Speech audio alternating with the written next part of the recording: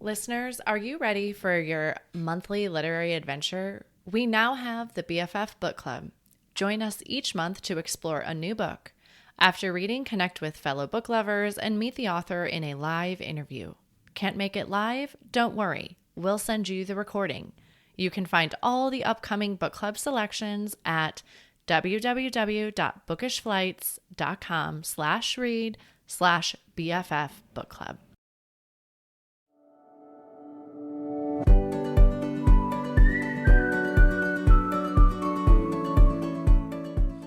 Hi, I'm Cara Infante, and this is Bookish Flights. In each episode, I chat with one bookish guest as we take some time to sample and savor the pairing recommendations from their bookish flight. We hope to give you suggestions to cultivate your TBR list and nurture your leisure time through books. In today's episode, I am chatting with Sharon Virts. Beyond her business acumen, Sharon is a gifted visual artist, intertwining her artistic expression with extraordinary storytelling to breathe life into intricate characters and vivid settings that captivate the heart and ignite the imagination. She has authored 2 best-selling novels, Mask of Honor and Veil of Doubt. Her latest novel, The Grays of Truth, was published yesterday. A dedicated mother to James, Lucas, Zachary, and Nicholas, stepmom to Ben and Avery, and Nana to Charlie and Bodie, Sharon lives at the historic Selma Mansion in Virginia with her husband Scott Miller and their 3 Labrador retrievers, Polly, Cassie, and Lita. Welcome to the show, Sharon. Thank you, Cara. Thank you for hosting me this morning. Yes, I'm so glad to have you. Historical fiction is my hands down go-to genre, so I Wonderful. Then am. we're both speaking the same language then. Yes, well, I feel like this bio is great, but you're also so much more than that. So why don't you tell us a little bit about who you are? Sure. So I'm in Virginia. I've been in Virginia my whole life, except for a little stint in New York. But I started my own business. I sold it in 2017 and Okay. didn't really know what to do with myself. So I love history. I love to write, and I am also a painter, so I love to paint. And I just brought those 3 things together and have started publishing, writing books. And historical fiction is this lovely genre that just fits all those needs. The artist side, I do have a small little art gallery that's just sort of a side thing. I just Okay. I dabble with, as my kids say. But for the most part, I spend most of my days here in my office, writing stories of the past, of people and characters that were real people that lived real lives, doing things that were extraordinary or who were facing extraordinary challenges of their day. And my passion really is to bring those things to life and make history fun and attainable and digestible by a population that usually wouldn't read about these events or about these people or about these places. Yeah, I love that part of historical fiction. I remember back in the days of school, right, of just memorizing dates for my history tests. So nothing ever absorbed, but once I found historical fiction, and I know it was an author we're going to talk about in a bit, but it was through one of the authors you brought today. I was like, there is a whole new world out there. And I love that I can learn and enjoy a fictional story and like fall in love with the characters at the same time. So thank you to authors like you. It's interesting. You just said about history. And you talked about events or about dates. And to Yeah. me, it's less about the date or the event, right? It's more about the people behind that event, and their stories and their inner feelings and how they were thrust into a set of circumstances and how they navigated through it and how we learn from them in our own lives. I think that's most important when you bring their stories to life. I mean, I don't know if you've watched any of the, I mean, Netflix has got a whole bunch of stuff that's out now in terms of historical stuff, but, historical books or stories that are coming forward. And one of them was Manhunt. And I just really like the character that played Edward Stanton. And we don't think of this war secretary as an individual. We just thought of him as a player in an event, right? Yeah. But in fact, when you watch those things and you read about those things and those people, it really does bring to life. You can feel what he was going through in that time. And that's what I attempt to do in the books I write. Now, I'm not writing about, the escape of John Wilkes Booth, but I am writing about events that I think are pretty interesting, and the characters that lived those lives and had to go through those events, trying to bring that to where you can feel it on the page when you get yourself engrossed into that story. Yeah, and I think exactly to your point, we forget that they also have lives they led and that changed their motivations and how they did things. And I love trying to be like, would I behave the same if I was put in that similar set of circumstances? Like that's usually what I'm asking myself when I'm reading Right, these amazing stories of history. I'm like, wow, would I have done the same? Would I have reacted the same way or been right. brave enough to put myself out there and make a stance on what I believe in? And so I love that they challenge me in that way too. And I think it also helps us grow the empathy, exactly what you're saying. So, well, you have The Grays of Truth that came out yesterday. And for the Yes. listeners that probably haven't picked it up yet, can you tell them a little bit about it? Entice Oh, them to grab yes, it. I can. And it's my third novel. I'm so excited about it. So, I like to set things in my own backyard. I kind of know Virginia, I know this area. And so and I know the history, my father was big on history and beat it into us as kids. But this Okay. story I stumbled across when I was researching my last book. And it's actually set in Washington, D.C., Baltimore, and Philadelphia. Now, it does have some connections to my hometown, but it's not like, it's set here. So it's about the Wharton family, the Wharton School of Business, Yeah, that kind of Wharton, not the School of Business, but the folks that are associated with that way back when. sure. And a woman named Jane Grey Wharton, who believes she lives in Washington, D.C., and actually she lives next door in real life to Edwin Stanton and his wife, the Secretary of War, right after the war, after the Civil War. It's set in the late 1860s. And she believes that her sister-in-law is poisoning and murdering members of the family. And the police won't investigate because Ellen Wharton is being protected by the governor of Maryland at the time, who was Thomas Swan. And also, her family won't believe her because they believe she's crazy.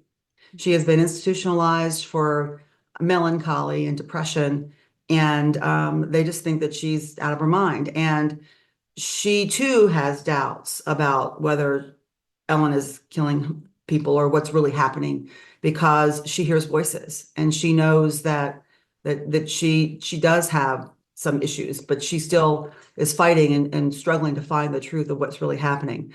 And it's really her story of how she pulls herself out of this miasma of confusion, and finds the truth behind what's happening to her family. And it takes her on this journey where she goes from being this very sad and, I hate to use the word pathetic, but pathetic protagonist who, through all the trauma that she is forced through, her growth and her ability to stand up for herself and fight back, and fight for what she knows is right. I think it's a fascinating story, and what I Yeah. love about it, it's true. It's not, I take most of it and make it work. I do embellish in order to make it so that you guys as Yeah. readers can enjoy it. But it's a fascinating read. And when you recognize and realize the truth behind it, it just makes it all that more compelling. Yeah. And that's what I found myself as I was reading it. I'm like, this is a true story. Oh my gosh. Like like it was amazing the amount of research because it just read like such a fantastic, almost sensationalized story, which I bet probably at the time it was, but it was amazing. I loved it. How did you like what was the first nugget of information that you took to then bloom it into the Grays of Truth? All right. So what happened? I was researching, I was in the middle of writing my second book, Veil of Doubt, which is set in Leesburg, which is the town I live in Virginia.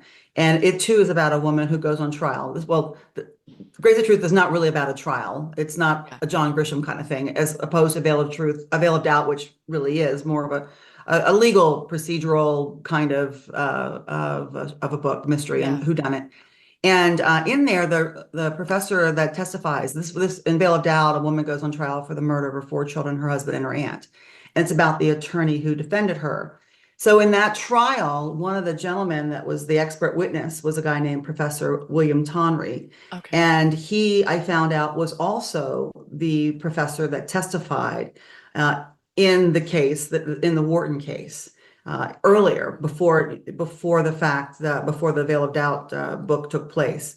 And so when I was researching him, I found out that he was married to Anna Surratt, who was Susanna Surratt, who was the daughter of Mary Surratt. Mary Surratt was the woman who was hanged in the assassination plot of President Lincoln. So that Wow. kind of grabbed my interest. And so I thought the book might be about him. But the Okay. more I dug into him, I stumbled onto this story and I was like, okay, this is too much fun, right? Yeah. Um, and so, I didn't know. It's always the challenge on who to make the story, who the protagonist is going to be. And in the case of Grey's, I struggled at first. I was thinking, okay, will it be the lawyer who defended Ellen Wharton, and will it be another procedural type of a book? And I said, no, I don't really want to do that because I started Veil of Doubt when the last child had died. Okay. And in this book, I'm starting before anybody's died. So you kind of go through the deaths. And so then whose point of view should it be? The investigative officer? No. And then I stumbled across this woman who showed up at the very end of that trial saying, she killed my husband, she killed my child, she killed my family. And I've been saying it for years and no one believes me.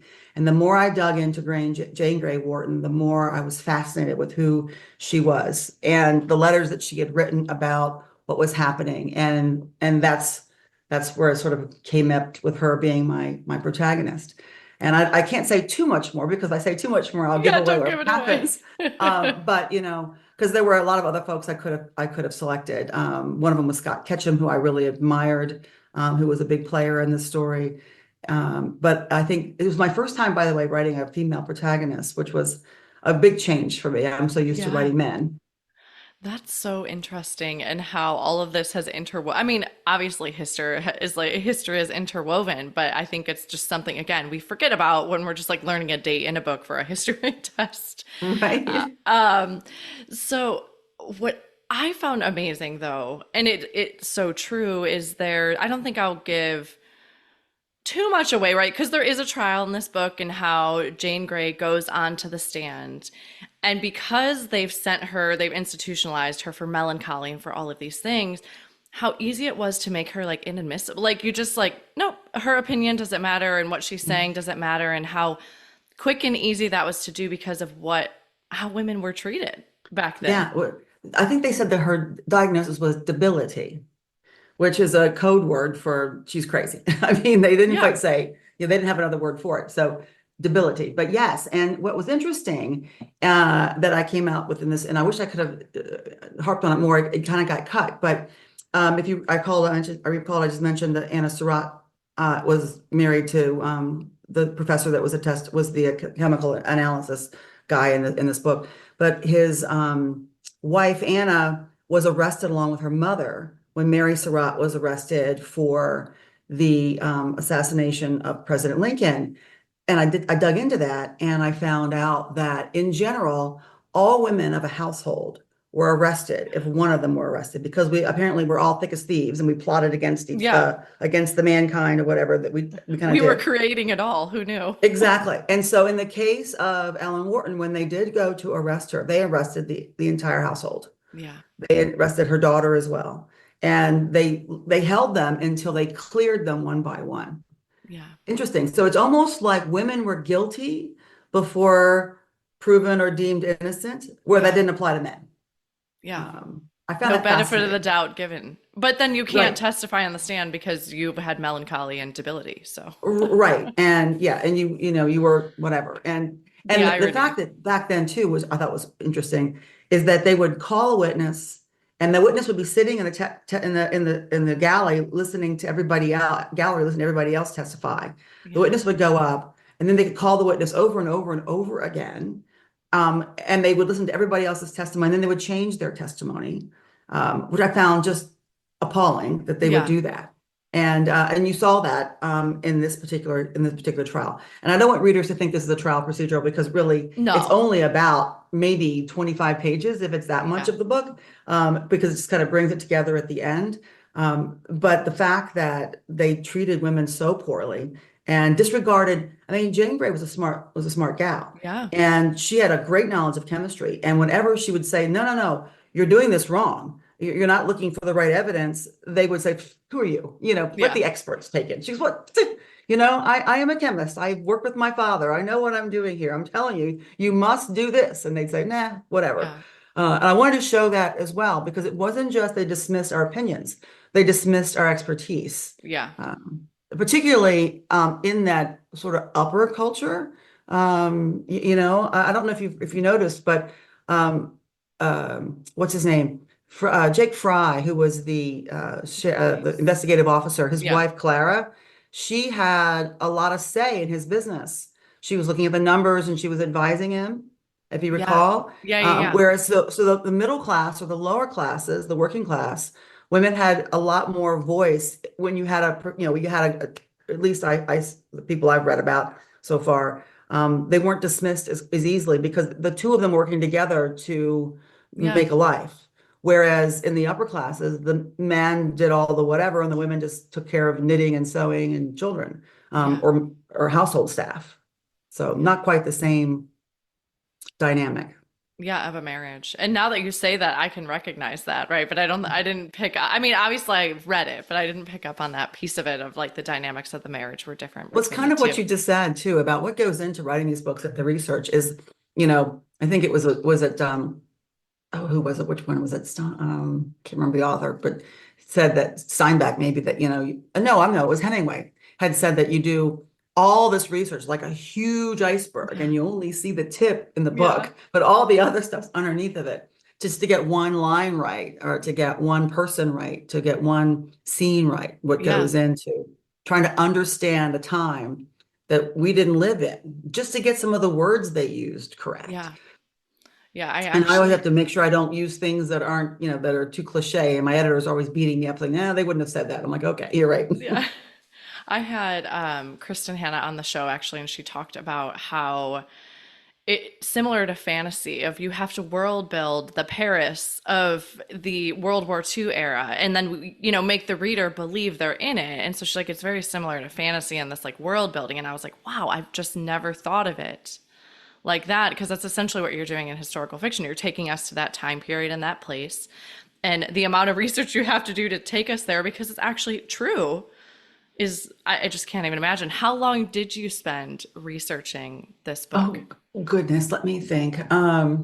So I write 2, 3 books at a time. So Okay, so I'm researching one while I'm writing another, sure, and then when I've got another one, in edits, then I'm moving three. I'm kind of got three in motion. So sure. I probably started the research on this in 19.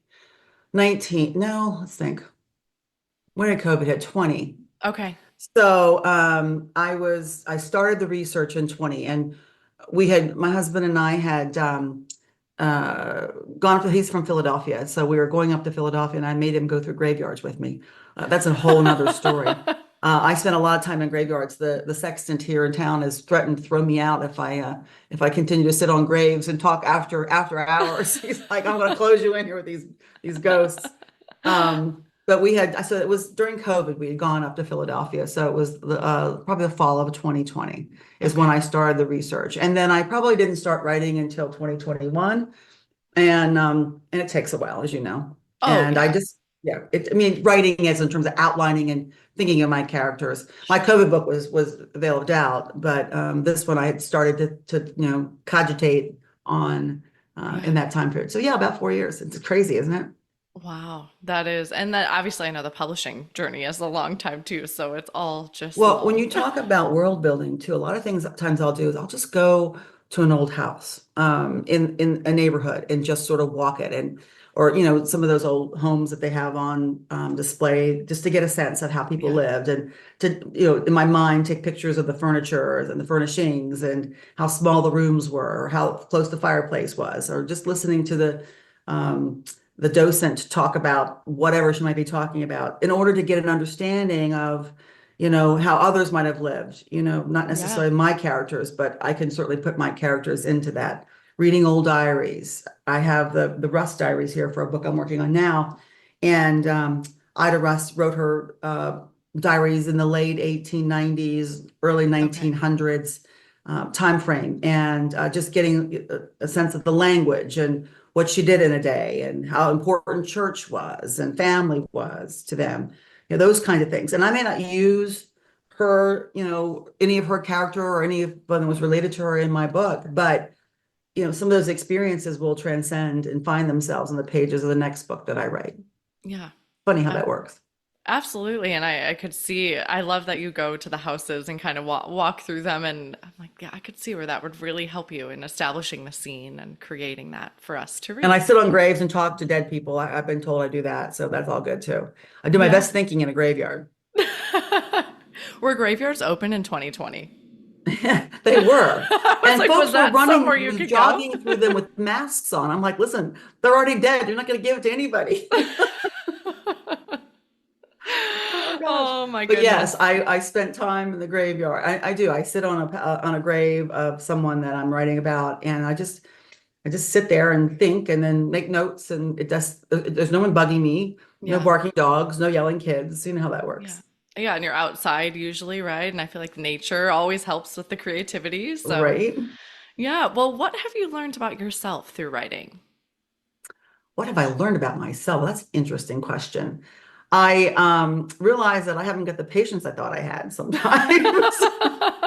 And I don't know if it's really about myself, but the discovery is when you're trying to unwind somebody else's problems, who's got real problems, it makes yours seem a whole lot smaller and less significant.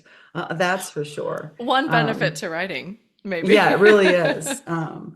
But no, I just think the whole process, the whole journey, and one thing that it struck me is that if I don't record my own journey, no one will. Yeah. And I've always been a journalist. I journal every day, but I usually just write nonsense, how I feel about something. But I've found myself more and more writing about the events of the day and their impact on me for another generation. Now, my kids may just decide to burn my journals when I die. Who Yeah. knows? But I do feel that having put myself through all the research that I do, it's made me a better journaler. It's allowed me to capture my own memories better, more than just like a scrapbook or a Sure. shutterfly thing you can put together with some photographs. It really is a matter of really capturing the sense and the feel of our day and our times and my day and my time here on this planet. And I think that's one of the things I really learned through this process, because if we don't record our own journeys, no one will. And I think Yeah. that's important for our own legacy, for our own kids and grandkids and others that might benefit. I'm sure that Ida Lee Rust, whose journals I have, didn't believe or didn't have any idea that they would be in a public library and they would be a go-to source for information for the turn of the 20th century.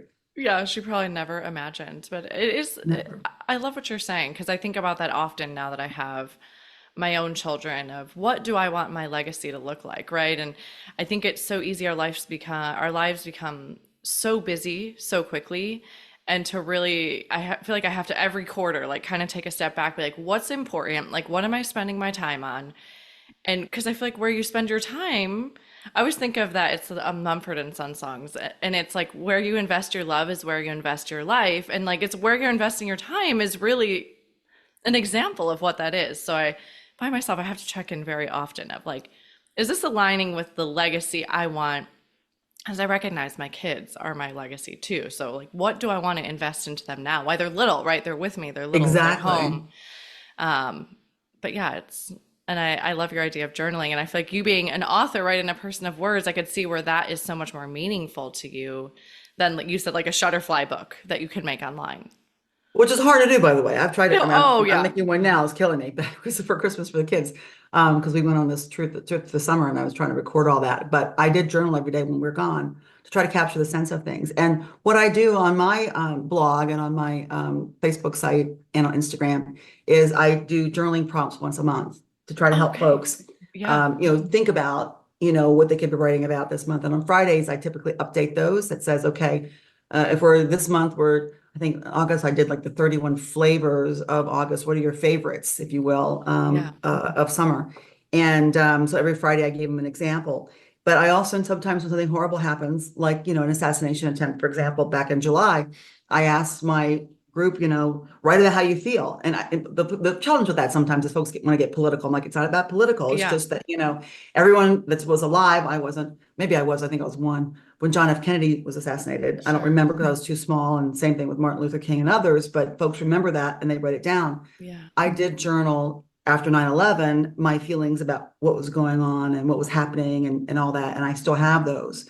And it's nice to be able to share that with my son, who was only one at the time, Yeah. on every 9/11, so that they too can quote share and bring back their memories of those kind of events. And so I do try to encourage people that when something happens of significance in the world, that they should also write about its impact on them. And it's a Yeah. personal story, not Yeah. one to be put on the internet and let everybody, weigh in and, Yeah, yell but personal about if for they you. disagree with Yeah. your experiences, but I think it's important for people to do that for themselves. And I also think it helps you understand your anger about something or your emotion about something or whatever it is that you're feeling. You don't really understand what it is, but when you write it, I think it's the best therapy. And I think we'd have a lot saner world if people would write in their own personal private journals about their feelings than acting them out. Yeah. I think it takes a certain amount of, I don't want to say understanding, that's not the right word. You could probably put a better term on it for me, but to be able to put it into words on the page, right? To take it from your mind to a word that makes sense on the page to kind of help. And again, maybe you're creating understanding while you're doing that, but there's a certain bit of that, like synthesis that has to happen, right? From the brain to the page for you to be able to write it there. I think if you tell yourself that every day I'm going to write 5 paragraphs or fill a page with words about something, whatever it is. And let's just say you start the day and you go, I don't know what to say. Then you write down, I don't know what to write. I don't know what to write. I don't know what to write. And you write it over and over and over again to ultimately, I don't know how to feel about X. I don't know how to feel. I don't know how I feel about X. I don't know how I feel about it. And you keep writing that over. And eventually you say, I feel really angry about this, or I feel frustrated because I don't know how I feel. And then you find yourself you're almost forcing yourself to put into words what it is you're feeling by simply saying, I don't know what I'm supposed to Yeah. write here. Do you know what I'm saying? Yeah. The exercise itself causes you to uncover, I think, some of those emotions that you have. It's just a matter of putting pen to paper, getting yourself to sit down and do it. Yeah. And Take the so, time. yeah, and so either in the mornings or in the evenings is, before you go to bed or before you get up, right when you Yeah. get up. I find Yeah. sometimes right when I get up is a good brain dump. All my frustrations get right out on the page. But when I do that, I don't really capture the day that I've had. So it's also Yeah. better at night. So it just depends on the mood. Yeah, I am actually a physical therapist by trade. And so habit formation is a big thing we teach people a lot. And so put it in the same time every day. Like you brush your teeth and then you go get in bed and you journal, right? If you tie it to a task that you do every single day, it's a lot more likely to become a habit in your day. Versus like, oh, I just need to fit it in. But if you really schedule it as part of your routine, and again, like you tie it with something you're doing already, you're going to do it. Great idea. See, look, we're teaching all your viewers on, Yeah. how to capture their spirit, for eternity, And Yeah. I love Well, paper. I can't do it on computer. I'm sorry. I gotta have my trusty pen and a pad of paper and yeah. Well, the where can old-fashioned the way. listeners find these prompts? Can you tell us? And I'll include links in the show as well, but where can they find these? Sure. I'm at Sharon Virts books, I Okay. think it is, at Sharon Virts books, at both Facebook and on Instagram. Okay. And like I said, I'll have links in the show notes, listeners. So if you're driving or whatever, we'll Thanks. have that included. Right. Well, let's switch gears a little bit and let's talk about who you are as a reader. Have you always been a reader? Always. Okay. I was reading it like I was reading before I started elementary school. So back when I went to school a long time ago, um, if you could read in a little podunk town up here where I grew up, if you could read when you were in the first grade, they put you in the second grade. Oh, okay. There All wasn't no right. kindergarten kind of thing. So Yeah. yeah, and I've been reading forever, and I would read anything I get my hands on. So I think I was like 7, and I got the Trixie Belden series books at the grocery store every week. Do you know Yep. those? Yeah. Yep. Read all those, and then my mother would take us to the Goodwill, and they had that, the shelf of books in the I back. love that. And I would just pull whatever I could pull and read all the time. So I was telling the story to someone just the other day, and they were howling, laughing at me. So it was between seventh and eighth grade. So you're going into eighth grade, right? And we get to eighth grade, maybe it's seventh grade. No, it's still middle school. So I was sixth to seventh grade. And the teacher was an English teacher. She asked us to write down all the books we read this summer. Well, I have a list. I'm getting like 2, 3 out of the Goodwill every week. Yeah. And on my list, I have Mickey Spillane's The Erection Set. And she makes a phone call to my mother. My mother says, I can't stop her. I mean, just, I can't keep she's enough going to books in the pull whatever she's house. going to pull and read it. It's Yeah. Oh my highly goodness. inappropriate for probably a 12-year-old, just Yeah. saying. Oh yeah, I'm sure the teacher was like, "What?" Yeah. Well, I'm sure that wasn't the only book on the list that she had eyes about. But I do remember that one. My mom getting a call and she said, okay, from now on, I have to look at the books before you take them home. I said, okay, fine, whatever.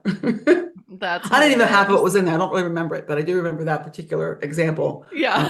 Mrs. Holden was her name. I remember she was not happy with me. That's So so yeah, I'm a funny. big reader. Okay. What are your go-to genres? Oh, fiction, obviously. Well, actually, a lot of nonfiction too, especially when it comes to the 19th century. I Yeah. love reading of the 19th century. Historical fiction, mysteries. I do like a good Stephen King. I just did a piece for People magazine on their 20 scariest books to buy this season or to Oh, read this fun. season. Okay. So, yeah, I've got some new and some old on that list really coming out. I think it may already be out Okay. October. Yeah. Oh, that's fun. I'll have to But check that because I'm like, oh, I need to add yes. a spooky read for this season. Yeah, I've got a couple. But yeah, I just love anything. And historical fiction is my jam. So I just dive into it. The challenge I have when I'm writing is I've got to read. If I don't read, Sure. I don't learn. And if I'm always writing, so but I have to make sure that I don't get confused on my characters. Oftentimes I'll be, writing somebody else's character in my story. I'm like, no, that's Kate Morton's book, or that's Amy Harmon's. That no, it's Yeah. this is my. Sometimes I get confused, but yeah, I love historical fiction. Nice. And then how in your busyness do you find time to read? I don't sleep much. No, Not enough hours in the I'm the day. kind of gal. I pick up a book, I just don't put it down till I finish it. So I take Okay. about a day or two out a month and just slam through a couple books. And I run a book club, as you may know. I Yeah. have a Read with Sharon book club, and I've got 2,300 members nationwide. And Wow. I read all the books before I pick them. So Okay. and I try to we only do current release historical fiction. Okay. So books that have been released in the last year. So 12 months rolling, maybe Sure. 13 months if it's a really good book and I couldn't get it in earlier in my lineup.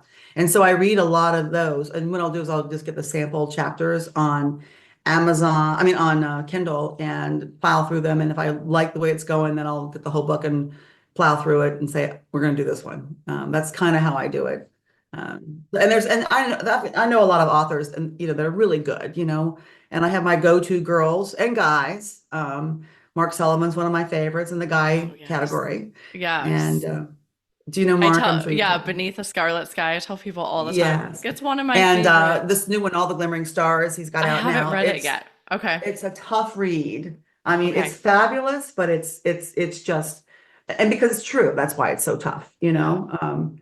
And I mean, tough as in we all need, it's a lovely, beautiful story. He's Yeah. a brilliant author. It's just a tough story. And my favorite of his is The Last Green Valley. Yeah.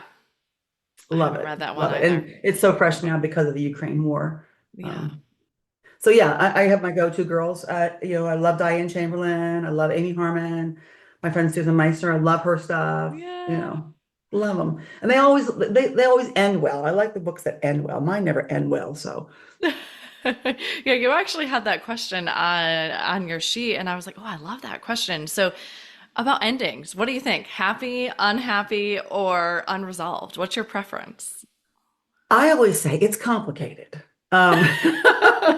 It's like a relationship. It's complicated because how I want them to end, unfortunately, how I as a reader want them to end, me Sure. as a human being want them to end, they never end that way Yeah. because life doesn't end that way.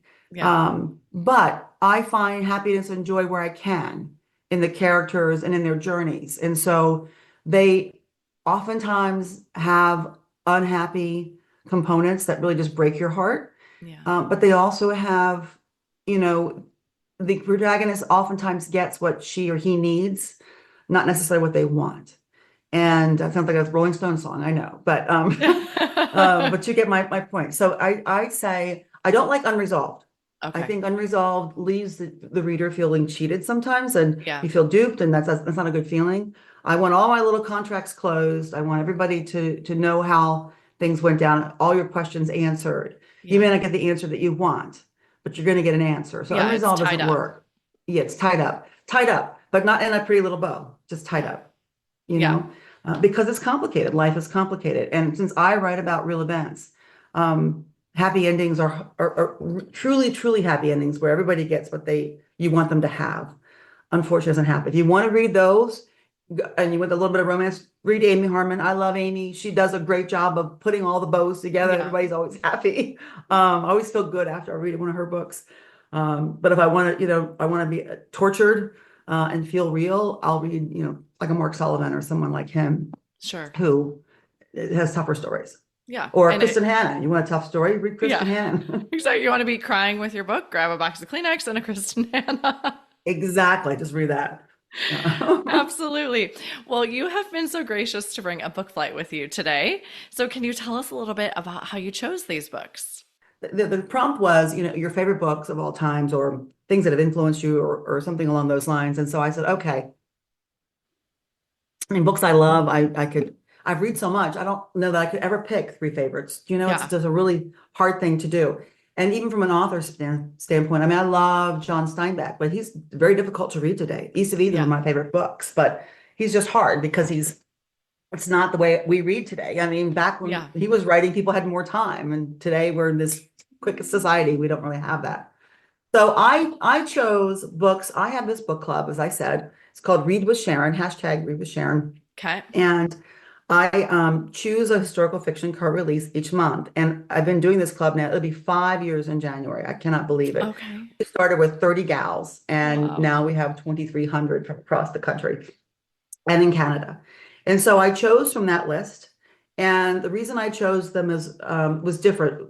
One has to do with well, how they've affected my writing and how they affect the way I think about things. Okay. And what I really enjoy. So each one has its own sort of meaning. Okay. So if you want me to I'm start, shall I yeah, I was gonna start? say, why don't we dig in then? What's the first one you Okay. brought today? So book number one is Kate Morton's Homecoming. It's relatively new. Yeah. It's a big baby. It's a very big baby. It's like, 550 pages, something huge like that. And so when I first saw it, I said, oh gosh, 550 pages. Oh, I saved those for Stephanie Dre. So I don't know, or Kate Quinn. So everyone recommended me to read it. And when I did it, I thought I had this whole thing figured out by page 100. And Okay. so I'm reading and I'm reading and I'm reading, going, okay, yeah, whatever. I know how this is going to go. And I had no clue. And if you can stump me, I'm pretty hard to stump. I can figure these things out usually pretty quickly. Yeah. I thought this was one of the best whodunits I have read ever. And her descriptions of Australia, this is her COVID book. So Okay. her descriptions of Australia put you there if you've I never love that. been. I mean, it's just, it allows you to see and feel and experience what it's like to be there. It also is very descriptive and gets into the emotion of the main characters. It's the raw ugliness of family secrets. Yeah. Okay. And so that really struck me. And when I was reading this, it's what I wanted to do in Veil of Doubt, is I wanted you guessing as to what was really going on until the very last minute, to the very Yeah. last page. My good friend Anthony McCartan, who's a screenwriter, he wrote The Darkest Hour and Yeah. Bohemian Rhapsody. He said to me one time, he said, Sherry, he says, if you want people to love your books, there's two things you got to give them. You got to give actors lines that they win Grammys. I mean, they win Oscars for. Okay. And then you got number two, you've got to have an ending that no one sees coming. So that if your pig is the ultimate goal of your story is your pig is going to go to the Olympics, it's not until the very last page that pig gets to the Olympics, anyone's believing is going to go to the Olympics. Yeah. And so Kate Morton did this in this book, in my mind. Interesting, Okay. she's Australian and Anthony's New Zealand, so they're close in terms of Yeah. mind thinking. But the story of Jess and Nora and Polly, the mother, and of course Isabel in this story, and the Percy, that family was riveting, and I highly recommend it. It's probably Okay. my favorite book of the last 5 years. Oh, And I okay. thought that would be, Yeah, I think It's she a did gorgeous a cover too. It's masterful so job. Isn't it a pretty. beautiful cover? Yeah, I love that. Yeah, Okay. it's a fabulous book. So I chose that one first just because I love her descriptive writing. It was heartbreaking. It was, I had to reread it in order to find what I'd missed. You know, that mystery. Yeah. Those are the kind of books I just find fascinating, and that's what I try to do, especially in the last two I've written. Especially I have it in Veil. If you have not read Veil of Doubt, you won't know what's going on to the very last page. It's very much like this, and I sort of modeled my thinking around this kind of a story. Yeah, I Very love the excited about books it. where you're like, I mean, what you said of like, I wanted to go dig back in and figure out what I missed. And I think that's the sign of a great book, right? Is you want to go right back into it and be like, okay, well, what did I miss? Where did I not pick this up? And And I'm digging into the family history of this is what happened in the time period as well. And you're thinking about it for days and months. And this book I read this probably 2 years ago. So how long has it been since I've been thinking about this book? okay, all right. So we have Homecoming by Kate Morton. What's the next book you brought The today? second one is one I didn't think I was going to like, and it's Hamnet by Maggie O'Farrell. Okay. And I'm a huge Shakespeare fan. I played Lady Macbeth in Macbeth when I was in high school, and I also Okay. played Ophelia in Hamlet. Okay. And Hamlet's probably my favorite Shakespeare play. I brought along my complete works of Shakespeare today because I just love Shakespeare as well. And so when I got this book, my husband recommended it, and I said, Hamnet, you mean Hamlet? He goes, no, it's Hamnet. I'm like, I'm very confused. What Yeah. what is what is going on in this?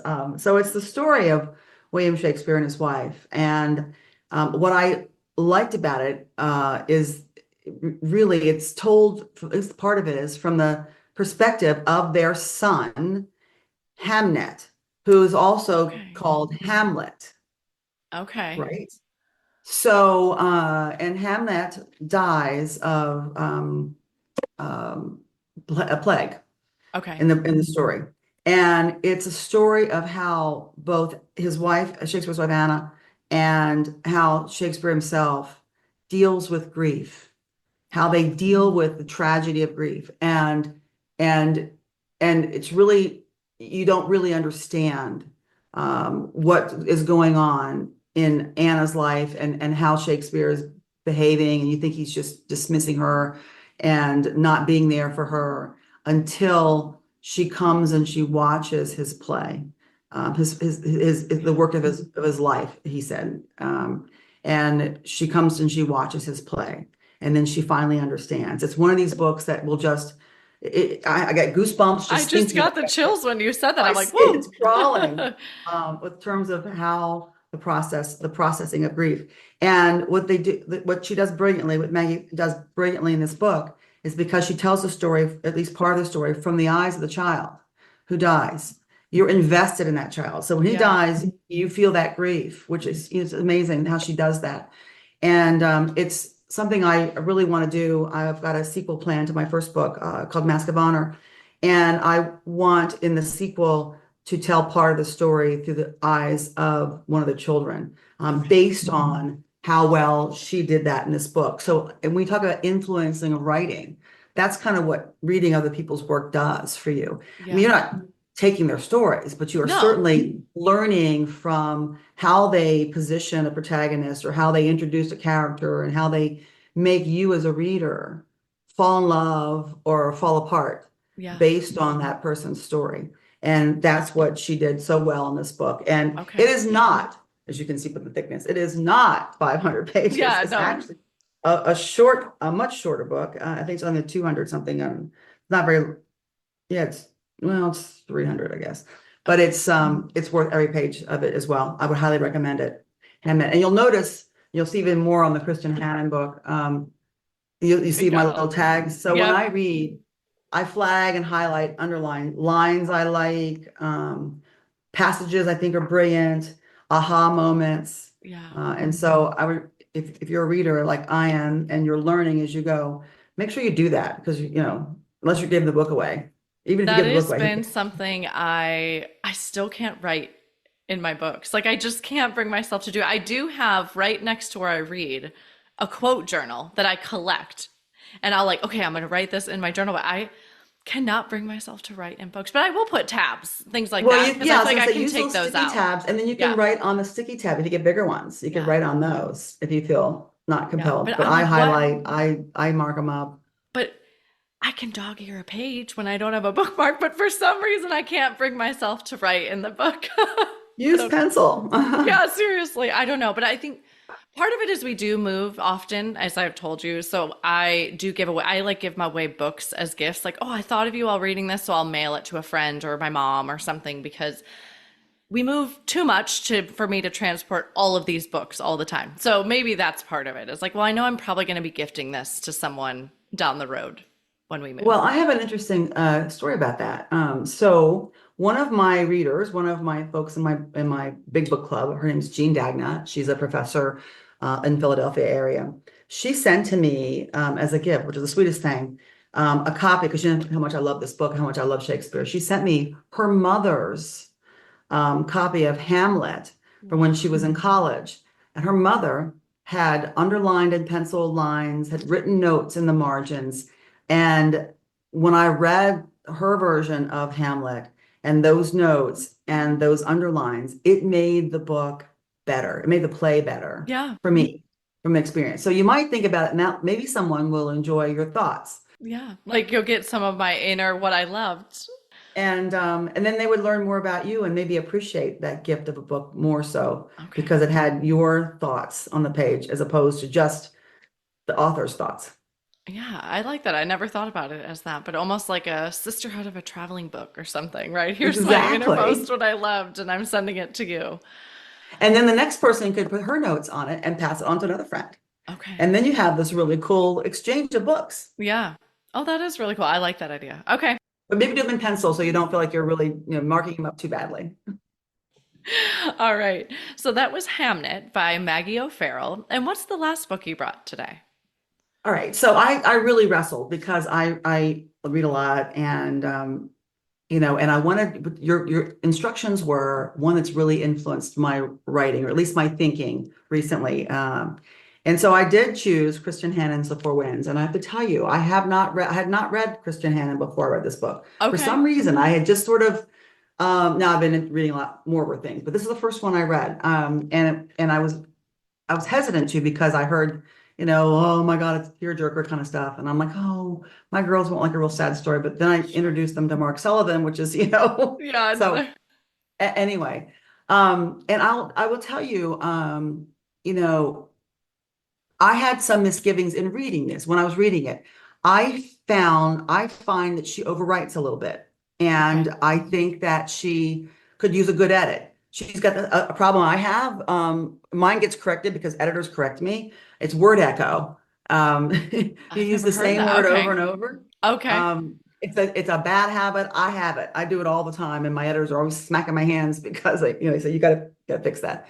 And so she has some word echo issues in here, in my mind. When you get to be as big and as wonderful as Kristen Hannon, you can do whatever you want, which is lovely for her. I still can't get away with it. Yeah. But what I loved about this book and what I love about her writing, love it, love it, love it, is that she has this way of taking, I'm gonna use the word, I'm gonna use my own word echo here. I used this word earlier, taking this pathetic protagonist, this poor woman, and putting her through such hell. Yeah. And tragically, her books, at least this one and a couple other, they don't necessarily always end well. Yeah. And that's life. And that's real. And that's what makes this story so heartfelt. And that's why I love this book. And that's why I loved her character Elsa in this book. And it's also one of the reasons I wrote Grays of Truth the way I did. Okay. Because I read this before I wrote Grays, and I said, I want to do to Jane Grey what she did with Elsa in Yeah. this book. This woman faced incredible, Elsa, I'm talking about Yeah. in Four Winds, incredible odds, everything stacked against her. And every time she got ahead, something else got in her way. Every time you took one step forward, she took two back, something was thrown at her, and she got stronger and stronger and stronger as a result of those trials and tribulations. And that's what I did to Jane Grey. And I don't know that I would have had the courage to have done that in my third book if I had not read this one. and said, I don't know why I'm crying, but I'm crying again. Again. I mean, like you said earlier, get the Yeah. box of Kleenex out and get to it because you can't read this woman's writing without crying. And it's oftentimes the good cry. I mean, it's a great cry. Yeah. Um, And it that's why I doesn't leave chose. you feeling like overall depressed, and yours didn't either, right? So, in this, like, say, listeners, if you're listening, you're like, gosh, I have to be emotionally prepared. I do think there are books you need to be emotionally prepared to read, but yours and The Four Winds, like, I think, again, it doesn't always necessarily maybe tie up into this nice, neat bow, but you're not going to leave feeling depressed when you're No, done with it. because there is joy. Yeah. It's just maybe not the joy you want. It's what You we know, need. it's what you need. I mean, and it's what the character needed Yeah. because that character, at least in my book and in this one, um, Jane Grey would have never have been able to be where she was, to got what she wanted, what she needed, really, Yeah. had all the horrible things that happened, especially that last thing that happens to her had happened. She wouldn't have been there. And I think the same thing is true here. If you haven't read Four Winds, and I don't want to give it away, but if Elsa had not gone through everything she'd gone through, and what happened to her in her life wouldn't have affected her long term, her child and her world, had it not gone out and gone down the way it did. Yeah. And I think that's part of the journey in life, right? We don't necessarily have control, but we are put in a set of circumstances that we navigate through, and we get stronger Yeah. um, for. And I think she was brave. Kristen Hannon was brave for writing the book the way she did and ending it the way she did. Yeah. And it's a fabulous read, and I recommend it to anybody. As I said, if you can just get a couple of editing issues, just saying, I wish that, editors would. I think it's not less of it's not the author's fault. It's honestly the editorial process. I think they get so quick about it. They just let things pass. Yeah. And you as an author can't see it, Yeah, because you've got the You're words right. I there. mean, Yeah. I can't see the word echo. If I didn't have good editors, God knows what it would look like going out. And Yeah. because I'm relatively, I'm not as accomplished as Kristen Hannon and other folks in terms of the number of books under my Sure. belt, I don't get quite the scrutiny. I get a lot more scrutiny than I'm sure she does. But again, this was one of my favorite books of the last couple of years I read as well. Yeah. And as I said, it really had a huge influence on how I wrote The Grays of Truth in Okay. terms of the Grey character. Different set of circumstances, different women completely, but very tragic figures that ended up, you know, having joy at the end. Yeah. Maybe not the joy we wanted, but but joy. Yeah. Finding it. My husband and I often say, like, iron sharpens iron, and it's tough times Right. make you tougher, and you just have to get through it. And similar back to, like, we try to think of our kids, like, how do we make them resilient, right? I mean, it's these conversations, these big life questions that we talk about here and there. Yeah, helicopter parenting is not working out so well Yeah. for the world. And yeah, you got to fall down and scrape your knees and learn to pick yourself back up and brush yourself off and then go again. And we hopefully we learn that at 2. But we need to learn that at 20, Yeah. and at 40 and at 60 or however age we are. Yeah, it still keeps happening. Well, thank you for this book flight. I love Thank it. you. So that was The Four Winds by Kristen Hanna. How I love to end our show here is with our bonus pairings, which are just a speed round of questions, so you can answer these really quick. Are you a rereader? Not really. I only when I don't when I'm stumped. Okay. And like in I didn't read the whole thing of it. I had to go back and reread pieces. But I rarely ever read the same book over again. No, not Yeah. really. There's so many great books out there. It's right. It's only so much time. Yes. Okay. What is one book you've read that has changed your life?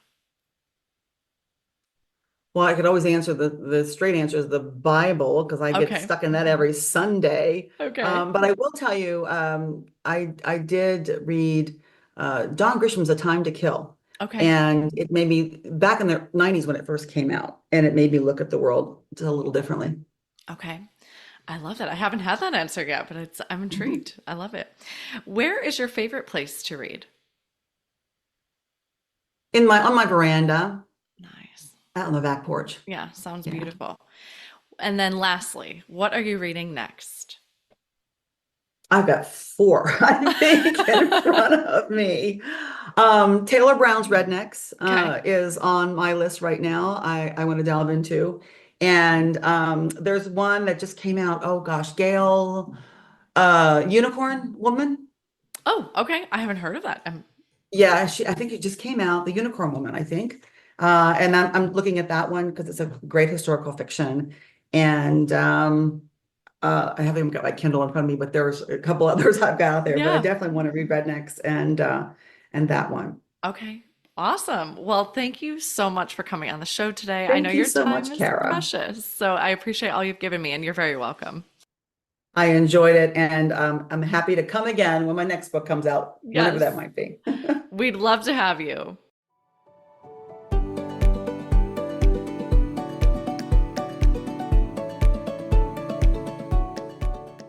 Thank you so much for listening to this episode today with Sharon Virts and her book flight of her favorite historical fiction books from the past few years. We'd love to hear what other books you'd pair with this book flight at bookishflights.com. That is also where you can find more information about today's book flight or other books that we talked about. I want to inspire a community of readers. So whenever you share a post about what you are reading or what you are reading next, especially if you have heard about it on the show, please tag us on Facebook or Instagram at Bookish Flights. If you enjoyed the show, please head over to Apple Podcasts and leave a review. Your review not only helps the show, but it also helps the podcast to reach others. Make sure you are subscribed on Apple Podcasts or Spotify to make sure you will not miss an episode. That's it for today. Thank you so much for listening. As Emma Thompson said, I think books are like people in the sense that they'll turn up in your life when you most need them. Cheers to you, dear readers. Until next time.